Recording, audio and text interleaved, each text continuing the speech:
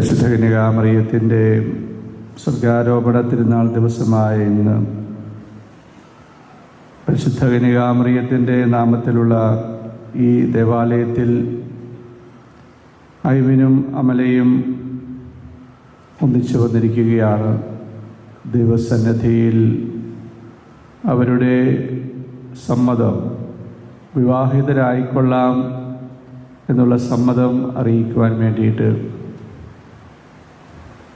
യോസേപ്പും മറിയവുമാണ് ഇവരുടെ മാമോദിസ പേര് യോസേപ്പ് എന്നും മറിയം എന്നുമാണ്. ഈശോയുടെ അമ്മയായ മറിയവും മറിയത്തിൻ്റെ ഭർത്താവായ യോസേപ്പും ഇതുപോലെ വിവാഹ നിശ്ചയം നടത്തിയിട്ടുള്ളവരാണ്. പരിശുദ്ധ അമ്മയെപ്പോലെയും യോസേപ്പിതാവിനെ പോലെയും ഇവരും ഈ ദേവാലയത്തിൽ വിവാഹ നിശ്ചയത്തിനായിട്ട് വന്നിരിക്കുന്നു. നമ്മളെല്ലാവരും ഒന്നിച്ചു കൂടിയിരിക്കുന്നത് ഇവർക്ക് വേണ്ടി പ്രാർത്ഥിക്കുവാൻ വേണ്ടിയിട്ടാണ്. വിവാഹത്തിൻ്റെ തിരുവചന വായനകളും പ്രാർത്ഥനകളും ശ്രദ്ധിച്ചു കഴിഞ്ഞാൽ നമുക്ക് മനസ്സിലാകും, വിവാഹത്തിലൂടെ പുരുഷനും സ്ത്രീയും അവർ ഒന്നായിത്തീരും. ഒരു ഹൃദയവും ഒരു മനസ്സും ഒരാത്മാവും ഒരു ശരീരവുമായി തീരും. രണ്ട് ഹൃദയങ്ങളും രണ്ട് മനസ്സുകളും രണ്ട് ആത്മാക്കളും രണ്ട് ശരീരങ്ങളുമുള്ള ഐവിനും അമലയും ഒരു ഹൃദയവും ഒരു മനസ്സും ഒരാത്മാവും ഒരു ശരീരവുമായി തീരും വിവാഹം എന്ന കൂദാശയിലൂടെ. വിശ്വാസികൾക്കാണ് ഇപ്രകാരമുള്ള കൂട്ടായ്മ അനുഭവം ഉണ്ടാവുക. ശ്രീഹന്മാരുടെ നടപടി പുസ്തകത്തിൽ തന്നെ നമ്മൾ കാണും, വിശ്വാസികളുടെ സമൂഹം ഒരു ഹൃദയവും ഒരു ആത്മാവും ആയിരുന്നു. രണ്ട് വിശ്വാസികൾ, യോസേപ്പും മറിയവും,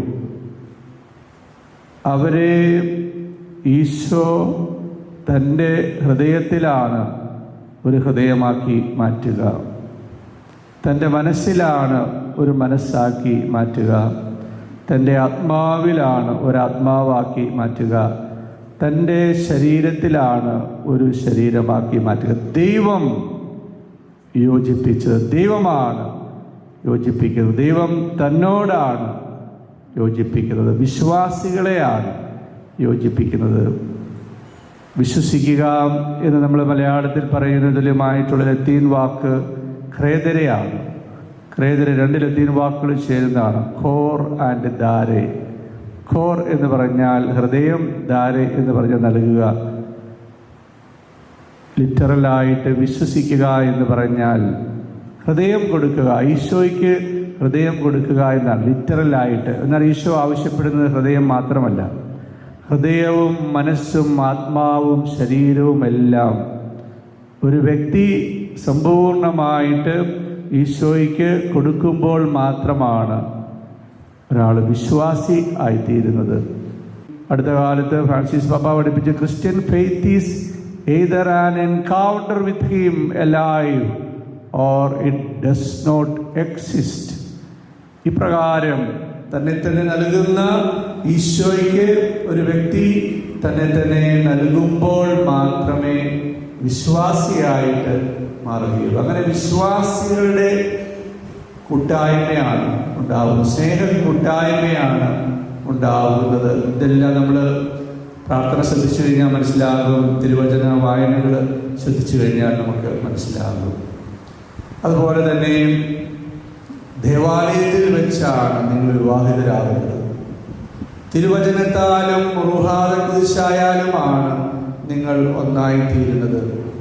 ദേവാലയത്തെ അവഗണിച്ചു കഴിഞ്ഞാൽ, തിരുവചനത്തെ അവഗണിച്ചു കഴിഞ്ഞാൽ, പ്രാർത്ഥന അവഗണിച്ചു കഴിഞ്ഞാൽ കൂട്ടായ്മ നഷ്ടപ്പെടുന്ന പലർക്കും ഈ കൂട്ടായ്മ ജീവിക്കാൻ സാധിക്കാത്തതിന്റെ കാരണം ദൈവം ആഗ്രഹിക്കുന്ന കൂട്ടായ്മ, തിരുസഭ വിഭാവനം ചെയ്യുന്ന കൂട്ടായ്മ. നമ്മുടെ പ്രാർത്ഥനയെല്ലാം നമ്മൾ കേൾക്കും, തിരുസഭയുടെ നടപടി അനുസരിച്ച്, വിശുദ്ധാരുടെ നിയമം അനുസരിച്ചാണ് വിവാഹിതരാകുന്നത് എന്ന്.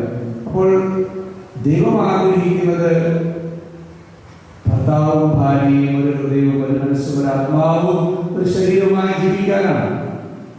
പക്ഷെ അത് ദേവാലയത്തിൽ വെച്ച് വചനത്തിന്റെ റൂഹായുടെ പ്രവൃത്തിയായതുകൊണ്ട് ദേവാലയത്തെയും വചനത്തെയും പ്രാർത്ഥനയും അവഗണിച്ചു കഴിഞ്ഞാൽ ഈ കൂട്ടായ്മ കുറഞ്ഞുകൊണ്ടിരിക്കും. പ്രത്യേകിച്ചും നിങ്ങൾ വിവാഹിതരായതിനു ശേഷം ഒന്നിച്ച് തിരുവചനം ശ്രമിക്കുവാനും ഒന്നിച്ച് പ്രാർത്ഥിക്കുവാനും സാധിക്കും. ഈ കൂട്ടായ്മയിൽ എന്നും നിലനിർത്തുവാനായിട്ട്. അതുപോലെ തന്നെ വിവാഹത്തിനുള്ള ഒരുക്കത്തിന് വലിയധികം ദിവസങ്ങളില്ല, 2-3 ദിവസങ്ങളേ ഉള്ളൂ നിങ്ങൾക്ക് വിവാഹിതരാകാനായിട്ട്. നല്ല വിശുദ്ധിയിൽ, നല്ല നൈർമല്യത്തിൽ, നല്ല ഒരു കുമ്പസാരമൊക്കെ കഴിച്ച് വിവാഹം എന്ന ഉദാശയിലേക്ക് സ്വീകരിക്കുവാനായിട്ട് നിങ്ങൾക്ക് സാധിക്കണം. ദൈവത്തിന്റെ പ്രവൃത്തിയാണ്, വിശുദ്ധി തന്നെയാണ് ദൈവം. ആ വിശുദ്ധിയിലുള്ള പങ്കാളിത്തം, ആ നന്മയിലുള്ള പങ്കാളിത്തമാണ് ദമ്പതികൾക്ക് ഉണ്ടാകുന്നത്. അതുപോലെ തന്നെ ദൈവം മക്കളെ നിങ്ങൾക്ക് ദാനമായി നൽകുന്നു. ദാനമാണ്, ദൈവത്തിന്റെ ദാനമാണ്. നമ്മുടെ ആ ദൈവം അവകാശമുണ്ട്. ദൈവം ദാനമായി കരുണ കാണിച്ച് നൽകുന്ന ആ മക്കളെ സ്വീകരിക്കുവാനുള്ള തുറവി എല്ലാം നിങ്ങൾക്ക് ഉണ്ടാകണം. അവരുടെ ത്യാഗം, അവരുടെ സ്നേഹം, അതുപോലെ തന്നെ നമ്മുടെ കുടുംബാംഗങ്ങളുടെ സുഹൃത്തുക്കളുടെ ആരെല്ലാം വന്നിട്ടുണ്ടോ അവരുടെ എല്ലാം സ്നേഹവും വാത്സല്യവും എല്ലാം നമുക്ക് അന്നയോടെ ഓർത്തുകൊണ്ട് വലിയ എളിമയോടെ ദൈവഭയത്തോടെ ഈ വിവാഹ നിശ്ചയം നടത്താനായിട്ട് നമുക്ക് സാധിക്കട്ടെ. വിവാഹിതരാകാൻ നമുക്ക് സാധിക്കട്ടെ. ദൈവങ്ങളെ സമർത്ഥമായിട്ട് അനുഗ്രഹിക്കട്ടെ.